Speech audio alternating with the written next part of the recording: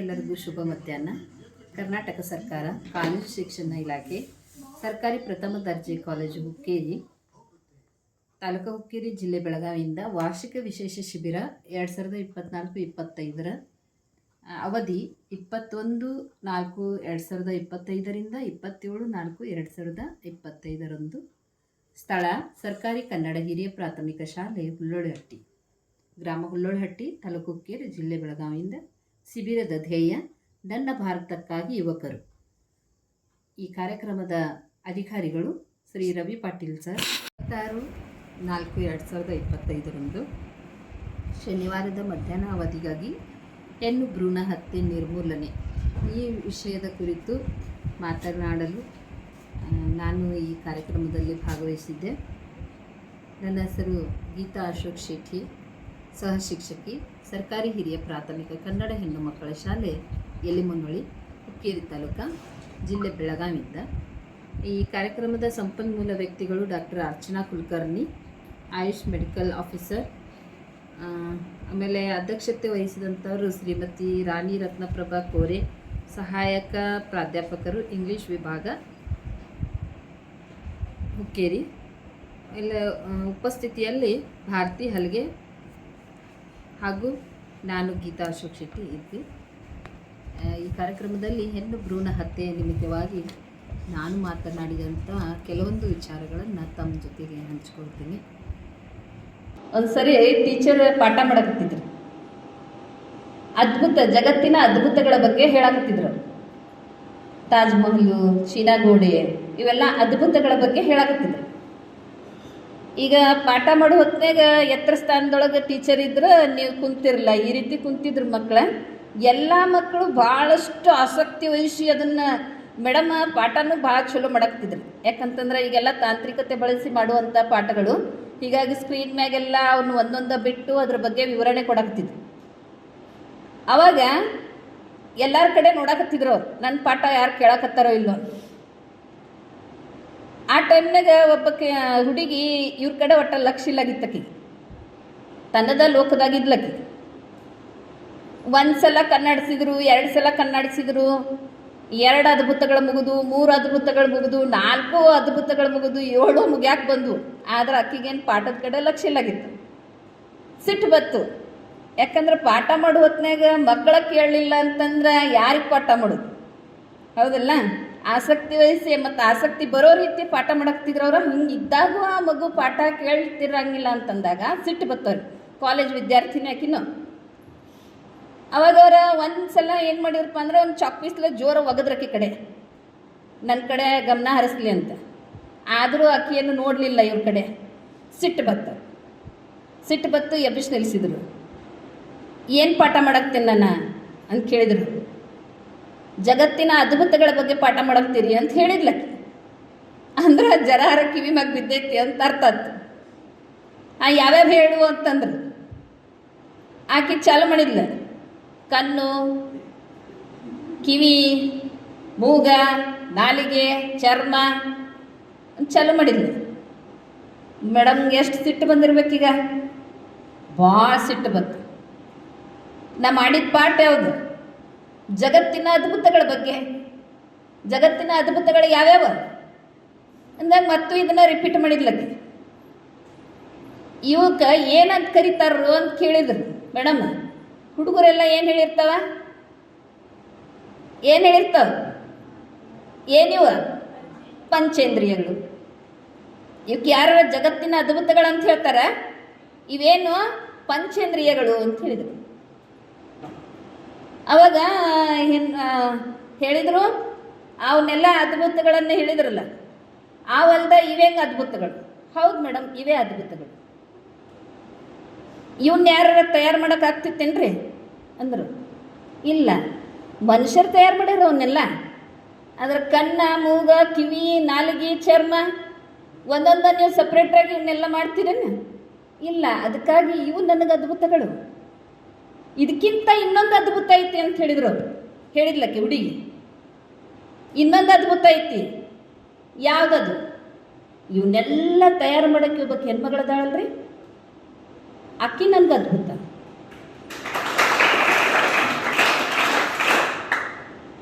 ಇವೆಲ್ಲ ಯಾರು ತಯಾರು ಮಾಡ್ತಾರೋ? ಒಬ್ಬ ಮಹಿಳೆ. ನೋಡ್ರಿ, ಮಹಿಳೆ ಘನತೆ ಯಾವ ರೀತಿ ಐತಿ. ಎಲ್ಲ ಅದ್ಭುತಗಳನ್ನು ಸೃಷ್ಟಿ ಮಾಡಕ್ಕೆ ಒಬ್ಬ ಗಂಡು ಮಗನೋ ಒಬ್ಬ ಹೆಣ್ಮಗಳನ್ನ ಕೊಟ್ಟಾಕಿ ಯಾರ? ಜಗತ್ತಿಗೆ ಹೆಣ್ಮಗಳು.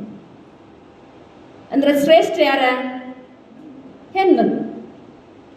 ಜಗತ್ತಿನ ಅದ್ಭುತ ಸೃಷ್ಟಿನೇ ಹೆಣ್ಣು. ಹಂಗಂತ ನಾವು ತಿಳ್ಕೋಬೇಕಾಗೈತಿ. ಅಂದಾಗ ಭ್ರೂಣ ಹತ್ಯೆ ನಿಲ್ತೈತಿ. ಆ ಹೆಣ್ಮಗಳಿಗೆ ಹೆಂಗೆ ತಿಳಿದಿತ್ತಲ್ಲ, ಪಾಠ ನಮ್ಗಿದು ಯಾವುದು ಅದ್ಭುತ ಅಲ್ಲ, ಇವನ್ನೆಲ್ಲ ಸೃಷ್ಟಿ ಮಾಡೋದಕ್ಕೆ ಒಬ್ಬ ಹೆಣ್ಮಗಳದಾಳಲ್ಲ, ಆಕಿನ ನನ್ಗೆ ಅದ್ಭುತ ಅಂತ ತಿಳ್ಕೊಂಡಿದ್ಲಲ್ಲ, ಪಾಠದ ಕಡೆ ಲಕ್ಷ್ಯ ಕೊಟ್ಟಿರ್ಲಿಲ್ಲ. ಆಕಿ ಯಾವ ಲೋಕದಾಗಿದ್ಲ ಗೊತ್ತಿಲ್ಲ, ಆದ್ರೆ ಈ ಪಾಠಕ್ಕೆ ಮಾತ್ರ ಪೂರಕ್ಕಿತ್ತದು. ಆಕೆ ನನಗೆ ಅದ್ಭುತ ಅಂತ ಹೇಳಿದ್ರು. ಹೀಗಾಗಿ ನಾವು ಕೂಡ, ನಾವು ಹೆಣ್ಮಕ್ಳಾದವರು ನಮ್ಮನ್ನು ನಾವು ಅದ್ಭುತ ಅಂತ ತಿಳ್ಕೊಬೇಕಾಗಿತ್ತು. ಯಾರಿಗೂ ಕಮ್ಮಿ ಇಲ್ಲ ಅನ್ನೋದನ್ನ ಇವತ್ತು ನೀವು ಬಂದವರು, ಮುಂದಿನ ಪೀಳಿಗೆಯಲ್ಲಿ ನೀವು ಜನ್ಮದಾತರಾಗುವಂಥವ್ರು ನೀವು ತಿಳ್ಕೊಂಡ್ರಿ ಅಂತಂದ್ರೆ ಸಾಕು. ಒಂದು 10 ಜನ ಒಂದು ಭಾಷಣದೊಳಗೆ ಒಂದು 10 ಜನ ನಾವು ಯಾರಿಗೂ ಕಮ್ಮಿ ಇಲ್ಲ, ಹೆಣ್ಮಕ್ಳ ಸೃಷ್ಟಿನ ಹೆಣ್ಣು, ಸೃಷ್ಟಿಯಿಂದನ ಉಳಿದೈತಲ್ಲ ಅಂತ ನಾವು ತಿಳ್ಕೊಂಡ್ವಿ ಅಂತಂದ್ರೆ ಯಾವ ಭ್ರೂಣ ಹತ್ಯೆನೂ ನಡೆಯಂಗಿಲ್ಲ, ಯಾವ ಅನುಪಾತದಲ್ಲಿ ಕೊರತೆ ಬೀಳಂಗಿಲ್ಲ.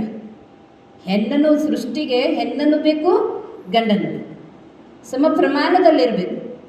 ಒಂದು ಚಕ್ಕಡಿಗೆ ಗಾಲಿ ಎರಡೂ ರೀತಿ ಸಮ ಇದ್ರೆ ಹೆಂಗೆ ಸಮನಾಗಿ ಹೋಗ್ತಾವಲ್ಲ, ಅದು ಹೆಚ್ಚ ಕಡಿಮೆ ಆತಂದ್ರೆ ಒಂದು ಒಗ್ಗಾಲೆ ಆಗ್ಬಿಡ್ತೈತಿ ಚಕ್ಕಡಿ.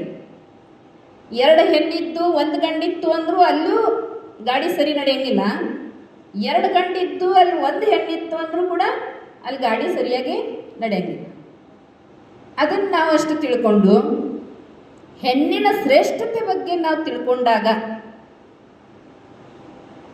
ಯಾವ ಅನುಪಾತದಲ್ಲಿ, ಯಾವ ಲಿಂಗ ಅನುಪಾತದಲ್ಲಿ ವ್ಯತ್ಯಾಸಗಳು ನಡಿಲಿಕ್ಕೆ ಸಾಧ್ಯನೇ ಇಲ್ಲ. ಅವೆಷ್ಟೇ ಇರಲಿ. ಒಂದು ಉದಾಹರಣೆ ಕೇಳಿದ್ನಿ ಮೊನ್ನೆ, ನಮ್ಮ ಮನೆ ಒಳಗಿಂದ ಮಿಲಿಟ್ರಿ ಮುಗಿಸಿ ಬಂದಾರಂತ 3 ಗಂಟೆ ಆಗ್ಯಾವಂತವ್ರು. ಇನ್ನೊಂದು ಹೆಣ್ಣು ಬೇಕಂತ ಹೆಂಡತಿನ ಕಾಡಿ ಹೊರಗೆ ಹಾಕ್ಯಾರಂತ. ಇದು 1000ದಾಗ ಒಂದು ಉದಾಹರಣೆ, 1000ದೊಳಗೆ ಒಂದೇ ಉದಾಹರಣೆ. ಮತ್ತೊಂದು ಕಡೆ ಎಲ್ಲ ಹೋದಾಗ 5 ಹೆಣ್ಮಕ್ಳದವ್ರಿ ಬಾ ಕಡತನ ಗಂಡ ಅನ್ನುವಂಥದ್ದನ್ನ ಜಾಸ್ತಿ. ಆದರೆ ಇಲ್ಲಿ ನಾವು ಎಲ್ಲಿ ಭ್ರೂಣ ಹತ್ಯೆ ಬಗ್ಗೆ ಮಾತಾಡ್ತಿರ್ತೀವೋ ಅಲ್ಲಿ ಅವ್ರು ಅಷ್ಟು ತಿಳ್ಕೊಂಡ್ರೆ ಹಿಂಗೂ ಆಗ್ಬೋದಲ್ಲ. 99% ಒಂದು ಹೆಣ್ಣು ಬೇಕು ಅಂತ ಕೇಳೋರು ಇರ್ಬೋದು, 1% ಒಂದು ಗಂಡು ಸಾಕ್ರಿ ಅನ್ನುವಂಥವ್ರು ಅಲ್ಲಿ ತಂದು ನಿಲ್ಲಿಸ್ಬೇಕಾಗಿತ್ತು. ಅನುಪಾತವನ್ನು ಸಮ ಪ್ರಮಾಣದಲ್ಲಿ ನಿಲ್ಲಿಸ್ಬೇಕಾಯ್ತು ಅಂತಂದ್ರೆ ನಾವು ಏನು ಮಾಡಬೇಕಾಗಿತ್ತು? ಇದನ್ನು ತಿಳ್ಕೋಬೇಕಾಗಿತ್ತು. ಹೆಣ್ಣು ಶ್ರೇಷ್ಠ, ಗಂಡನು ಶ್ರೇಷ್ಠ, ಎರಡೂ ಸಮ ಪ್ರಮಾಣದಲ್ಲಿ ಇರಬೇಕು. ಅದರೊಳಗೆ ಹೆಣ್ಣು ನಾ ಎಂದು ನಾ ಕಡಿಮೆ ಅಂತ ಒಟ್ಟ ತಿಳ್ಕೊಬಾರ್ದು. ನನ್ನ ತಾಯಿಗೆ ನಾ ಒಬ್ಬಕ್ಕಿನ ಮಗಳು, ಗಂಡಿಲ್ಲ ಹೆಣ್ಣಿಲ್ಲ. ನನ್ನ ತಾಯಿಗೆ ನಾ ಎಂದೂ ಕೊರತೆ ಮಾಡಿಲ್ಲ ಆಕೆಗೆ ಒಬ್ಬ ಗಂಡು ಮಗ ಬೇಕು ಅಂತ ಎಂದೂ ಅನಿಸಿಲ್ಲ ನಮ್ಮ ತಾಯಿಗೆ. ಆದರೆ ನನಗೊಂದ್ಸಲ ಅನಿಸಿತ್ತು ನನಗೊಬ್ಬ ಗಂಡು ಮಗ ಬೇಕು ಅಂತ. ನನಗಿಬ್ರು ಹೆಣ್ಮಕ್ಳ, ಮೇಡಮ್ ಹೇಳಿದ್ರಲ್ಲ ನೈತಿಕ ಹೊಣೆ ಇಲ್ಲ ಅಂತ. ಆದರೂ ಸೃಷ್ಟಿಗೊಬ್ಬ ಗಂಡು ಮಗ ಬೇಕು, ಅವ್ರ ಅನುಭವ ಯಾವ ರೀತಿ ಇರ್ತೈತಿ ಅಂತ ಹಂಚ್ಕೋಬೇಕು ಅಂತ ಒಂದು ಎಕ್ಸ್ಟ್ರಾ ನಾನು ಗಂಡನ್ನು ಹಡ್ತೇನೆ. 2 ಹುಡುಗರ ಮ್ಯಾಗ, ಹುಡುಗಿಯರ ಮ್ಯಾಗ ಒಬ್ಬ ಗಂಡು ಹುಡುಗ ಅದ. ಆದ್ರೆ ಅದು ಎದಕ್ಕಪ್ಪ ಅಂತಂದ್ರೆ ಅನುಭವ ಸಲುವಾಗಿ ಅಷ್ಟ. ಆದ್ರೆ ಅವನ ಬೇಕಂತಲ್ಲ. ಆ ಕೊರತೆ ಸ್ವಲ್ಪ ನಮ್ಮಲ್ಲಿ ಕಾಡ್ತಿತ್ತು ಮೊದಲ, ಈಗ ಹಂಗಿಲ್ಲ. ಗಂಡಿರ್ಲಿ ಹೆಣ್ಣಿರ್ಲಿ ಮಗು ಒಂದೇ ಸಾಕು ಅನ್ನುವಂಥ ಮಟ್ಟಿಗೆ ಬಂದೇವಂದಾಗ ಅದನ್ನು ಆರೋಗ್ಯಯುತವಾಗಿ ಒಳ್ಳೆಯ ರೀತಿಯಿಂದ ಬೆಳೆಸಕ್ಕೆ ನಾವು ಪ್ರಯತ್ನ ಮಾಡಬೇಕಾಗಿತ್ತು. ಅಂದ್ರೆ ಒಂದೇ ಸಾಕು ಅಂತ ಆರೋಗ್ಯ ಇಲಾಖೆ ಕೂಡ ಅಲ್ಲಿಗೆ ಬಂದು ನಿಂತೈತಿ ಅಂದ್ಮ್ಯಾಗ ನಾವು ಯಾವುದಿದ್ರೆ ಏನು ಸದೃಢ ಮಗು ಇರಬೇಕು ಅಂತ. ಮಕ್ಕಳಾಗವಲ್ರು ಈಗ, ಹೆಣ್ಣ ಗಂಡ ದೂರ ಉಳ್ತು, ಮಕ್ಕಳಾಗವಲ್ಲು. ಆದರೆ ಎಂಥ ಮಗು ಟೆಸ್ಟ್ ಬೇಬಿ ಮಾಡ್ಕೊಳಕತ್ತಾರ್ರಿ. ಯಾವುದಿದ್ರೆ ಇನ್ನು ಆದಾಗ ನೈಸರ್ಗಿಕವಾಗಿ ಮಕ್ಕಳು ಕೂಡ ಆಗವಲ್ರಿ. ಹಂಗಿದ್ದಾಗ ನಾವು ನೈಸರ್ಗಿಕವಾಗಿ ಸಿಗುವಂಥ ಯಾವುದೇ ಮಗು ಇರಲಿ, ಅದು ಸದೃಢವಾಗಿರಲಿ. ನನ್ನ ಒಂದು ಗರ್ಭದಿಂದ ಆ ಮಗು ಜನಿಸ್ಲಿ ಅನ್ನುವಂಥ ನಿರ್ಧಾರಕ್ಕೆ ಬರಬೇಕು. ಹೆಣ್ಣು ಮಕ್ಕಳು ನಿಮ್ಮ ಬಗ್ಗೆ ನೀವು ಘನತೆಯನ್ನು ಹೊಂದಬೇಕು. ನಿಮ್ಮ ಬಗ್ಗೆ ನೀವು ಘನತೆಯನ್ನು ಹೊಂದಬೇಕು. ಹೆಂಗಪ್ಪ ಅಂತಂದ್ರೆ ಅದಕ್ಕೊಂದು ನೋಡ್ರಿ, ಒಬ್ರು ಹಾಡು ಬರೆದ್ರು, ವಿಜಯ ದಬ್ಬೆ ಅನ್ನುವಂಥವ್ರು. ಈ ಪುಸ್ತಕವನ್ನು ನೀವು ಪ್ರೈಮರಿ ಒಳಗೆ ನೋಡಿರ್ಬೇಕು, ಕೇಳು ಕಿಶೋರಿ ಅಂತ ಹೇಳಿ ತರಬೇತಿ ಕೊಡ್ತಿದ್ದೀವಿ ನಾವು ಇದ್ರ ಬಗ್ಗೆ. ಅದರೊಳಗೆ ಹೇಳ್ತಾರವ್ರು, ತೂರಬೇಡಿ ಗಾಳಿಗೆ ಹೆಂತನದ ಘನತೆಯ, ತೂರಬೇಡಿ ಗಾಳಿಗೆ ಹೆಂತನದ ಘನತೆಯ, ಜೀವ ಕೊಡುವ ಜೀವವಿದು, ಜೀವ ಕೊಡುವ ಜೀವವಿದು, ಕಡಿಮೆ ಯಾರಿಗೆ, ಕಡಿಮೆ ಯಾರಿಗೆ. ನಾಚಬೇಡಿ ಹೆಂತನಕ್ಕೆ ತಲೆ ಎತ್ತಿ ನಿಲ್ಲಿರಿ, ನಾಚಬೇಡಿ ಹೆಂತನಕ್ಕೆ ತಲೆ ಎತ್ತಿ ನಿಲ್ಲಿರೆ. ನಾಚಬೇಕು ತುಳಿದವರು, ನಾಚಬೇಕು ತುಳಿದವರು, ಮನುಜಾತಿಗೆ ಸೇರಿದವರು, ಮನುಜಾತಿಗೆ ಸೇರಿದವರು. ತೂರಬೇಡಿ ಗಾಳಿಗೆ ಹೆಂತನದ ಘನತೆಯ, ಜೀವ ಕೊಡುವ ಜೀವವಿದು, ಜೀವ ಕೊಡುವ ಜೀವವಿದು, ಕಡಿಮೆ ಯಾರಿಗೆ, ಕಡಿಮೆ ಯಾರಿಗೆ. ಕತ್ತಲ ಏಕಾಂತದಲ್ಲಿ ಕನ್ನ ಹನಿ ಸಾಕವ್ವ, ಸಾಕವ್ವ ಇನ್ನು ಸಾಕವ್ವ, ಬೆಳಕಿಗೊಮ್ಮೆ ಈಚೆ ಬಾ, ಬೆಳಕಿಗೊಮ್ಮೆ ಈಚೆ ಬಾ. ಕಂಡೀತು ಜೀವನ, ಕಂಡೀತು ಜೀವನ. ತೂರಬೇಡಿ ಗಾಳಿಗೆ ಹೆಂತನದ ಘನತೆಯ, ಜೀವ ಕೊಡುವ ಜೀವವಿದು, ಜೀವ ಕೊಡುವ ಜೀವವಿದು, ಕಡಿಮೆ ಯಾರಿಗೆ, ಕಡಿಮೆ ಯಾರಿಗೆ. ನಾನು ನೀನು ಅವಳು ಇವಳು ಹೆಣ್ಣಾಗಿ ನೊಂದವರು, ನಾನು ನೀನು ಅವಳು ಇವಳು ಹೆಣ್ಣಾಗಿ ನೊಂದವರು, ನೊಂದವರು ನಾವು ನೊಂದವರು. ಕೈಗೆ ಕೈ ಸೇರಿಸೋಣ, ಕೈಗೆ ಕೈ ಸೇರಿಸೋಣ, ಹೊಸ ಜಗತ್ತು ನಮ್ಮದು, ಹೊಸ ಜಗತ್ತು ನಮ್ಮದು. ತೂರಬೇಡಿ ಗಾಳಿಗೆ ಹೆಂತನದ ಘನತೆಯ, ಜೀವ ಕೊಡುವ ಜೀವವಿದು, ಜೀವ ಕೊಡುವ ಜೀವವಿದು, ಕಡಿಮೆ ಯಾರಿಗೆ, ಕಡಿಮೆ ಯಾರಿಗೆ. ನಾನು ಹೇಳೋದಿಷ್ಟ, ಹೆಣ್ಣು ಯಾರಿಗೂ ಕಡಿಮಿಲ್ಲ. ಈ ಸೃಷ್ಟಿ ಭಗವಂತನ ನಮಗೆ ಕೊಟ್ಟಾನ, ನಮ್ಮ ಹೆಚ್ಚತನವನ್ನು ಹೆಚ್ಚನ. ಅದಕ್ಕಾಗಿ ನಾವು ಇವತ್ತು ಒಂದು ನಿರ್ಧಾರ ಮಾಡೋಣ, ನಾವಿಲ್ಲಿ ಬಂದವರಲ್ಲೇ ಹೆಣ್ಣು ಭ್ರೂಣ ಹತ್ಯೆಯನ್ನು ನಿಷೇಧ ಮಾಡೋಣ. ಅದ್ರ ಬಗ್ಗೆ ಇನ್ನಿಬ್ಬರಿಗೆ ತಿಳಿಸೋಣ, ನನ್ನ ಜೊತೆಗೆ ಇನ್ನಿಬ್ಬರಿಗೆ ತಿಳಿಸೋಣ ಅಂತ ಹೇಳ್ತಾ, ನೀವೆಲ್ಲರೂ ಇದನ್ನ ಮುಂದಿನ ದಿನಮಾನಗಳಲ್ಲಿ ಪಾಲಿಸ್ತೀರಿ ಅಂತ ಹೇಳ್ತಾ ನನ್ನೆರಡು ಮಾತುಗಳನ್ನು ಮುಗಿಸ್ತೀನಿ. ಅವಕಾಶಕ್ಕಾಗಿ ಧನ್ಯವಾದ. ಹೇಳಿದ್ದಕ್ಕಾಗಿ ಧನ್ಯವಾದಗಳು.